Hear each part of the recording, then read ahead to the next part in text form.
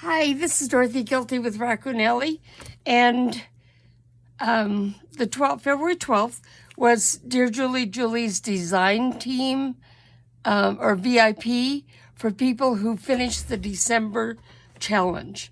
And so we made this cute little journal. This is, let me tell you what size it is. It's 7 1/4 by 4, mine is. And she gave us a new kit, and it's called The Child's Garden of Verse by Robert Louis Stevenson. So this is a picture from an old one. Now I collaged the cover of this and then covered it with lace and just put this on. So a nice simple cover. And inside here I have one of my mountain pockets with just some different cards and things in that can be used for journaling. Okay, and then here's a happy thought page. Isn't that cute? And then on the other side, that page folded up we've got a tuck spot here. And then this page flips out.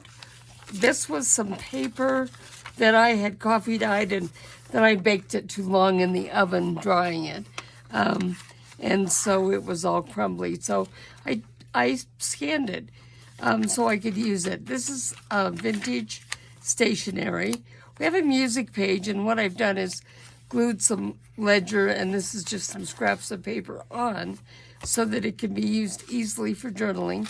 This is really a nice little book to go into into your purse for taking notes and doing things. We have another little mountain pocket here, and it's a tuck spot that, you know, you can tuck a lot of different little things in here. So that's one of the reasons I liked them. And then we took these papers, and I just made, with some of my scraps, whoops, this one isn't in, okay. I just stapled them together with a strip from this digital over it to add some journaling space.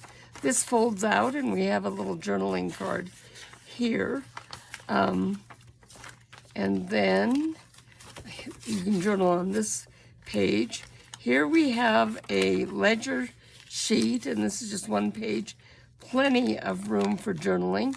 And we have a paper bag, and oh, this doesn't have anything in it yet. But look at this. Here's a little tab card. Okay, another pocket here that can be added to. Here we have a music page, and this is one of those little flip outs, and I've just tucked it over the top of this sheet so it decorates both sides and it adds writing paper to both sides. We have a fold-in flap here with another one of those little ones. Little things, but this is made as a waterfall style. Okay, the center of it, here we have this page also flips out. This is not at all too dark to journal on. And this paper, here we have this cute paper, and with a pocket here, and on this side we have this journaling card. You know, since there's journaling space here, I think I'm going to tuck that on that side. So here we've put a little bit of a decoration on the other half of our brown bag. And then here we have like a little zine. Now the thing about these zines is they can be opened up, and the whole inside becomes journaling space. And then you just fold them up again. And there you have that cute little zine to look at. Okay, the ledger paper. Here's another tuck spot.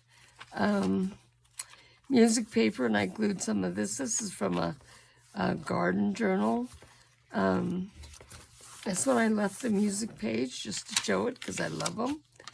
Some more of that paper. Here's another one of the pages folded over with a journaling card in it and a journaling card on here, and it flips out, some more journaling space. And here on the back cover, I have another one of the mountain pockets with just some journaling cards stuck in. Now, a lot of times these pockets, what I will do with them is actually use them for receipts or for things when I'm traveling, and then they can be added in or glued in later. Okay, the closure is just this bow that wraps around here.